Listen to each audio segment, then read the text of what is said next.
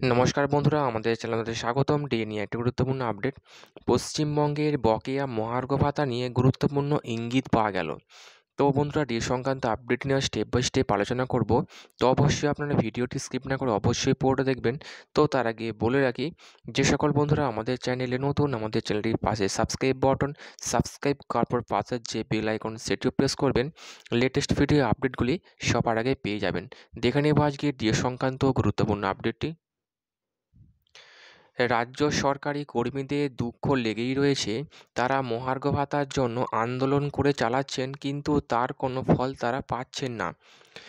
রাজ্য সরকার তাদের গুরুত্বই দিচ্ছে না। এদিকে কেন্দ্রীয় সরকারি কর্মীদের মহার্ঘ ভাতা বাড়িয়েছে কেন্দ্র সরকার। তাদের ডিএ এখন 46%।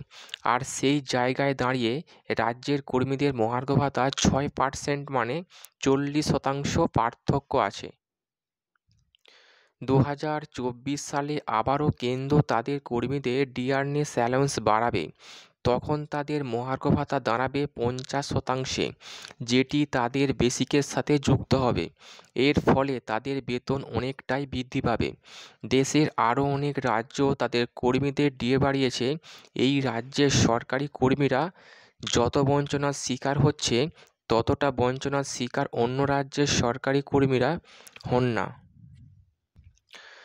তাই সরকারের সাথে আলোচনায় বসার জন্য আবেদন জানানো হয়েছে শিক্ষক সংগঠনের তরফ থেকে। বঙ্গীয় শিক্ষক ও শিক্ষাকর্মী সমিতির নেতা স্বপন মণ্ডল বলেন, এর আগেও মুখ্যমন্ত্রী মমতা বন্দ্যোপাধ্যায় সরকারি কর্মীদের সঙ্গে বৈঠক বসছিলেন। ডিএ অর্থাৎ ডিয়ারনেস অ্যালাউন্স নিয়ে আলোচনাও করেছেন। আমরাও চাই মুখ্যমন্ত্রী আমাদের সঙ্গে আলোচনায় বসুন। সেখানে উনি ঠিক করুন কারা কারা বৈঠকে যাবেন আর কারা কারা যাবেন না। কেন্দ্রীয় সরকার ফের জানুয়ারি মাসের দিকে ডিএ বাড়াতে পারে। তাদের ডিয়ারনেস অ্যালাউন্স 50% হয়ে গেলে তা বেসিকের সঙ্গে যুক্ত হবে। ফলে আগামী বছর যখন ডিএ ঘোষণা করবে কেন্দ্র সরকার, তখন বিপুল হারে বেতন পাবেন কেন্দ্রীয় সরকারি কর্মীরা। আমরা মাত্র 6% ডিএ পাচ্ছি। ক্রমাগত দ্রব্যমূল্য বৃদ্ধির জন্য যে ডিএ পাচ্ছি, তাতে আমরা বিপদে পড়ে গেছি।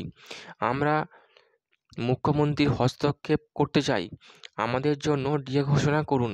তো বন্ধুরা, এই ছিল ডিএ সংক্রান্ত গুরুত্বপূর্ণ আপডেট। কেমন লাগলো কমেন্ট করবেন, লাইক করতে ভুলবেন না। ডিএ সংক্রান্ত পরবর্তী আপডেট পাওয়ার জন্য আমাদের চ্যানেলটিকে সাবস্ক্রাইব করে রাখবেন। থ্যাংক ইউ বন্ধুরা, ভিডিও দেখার জন্য।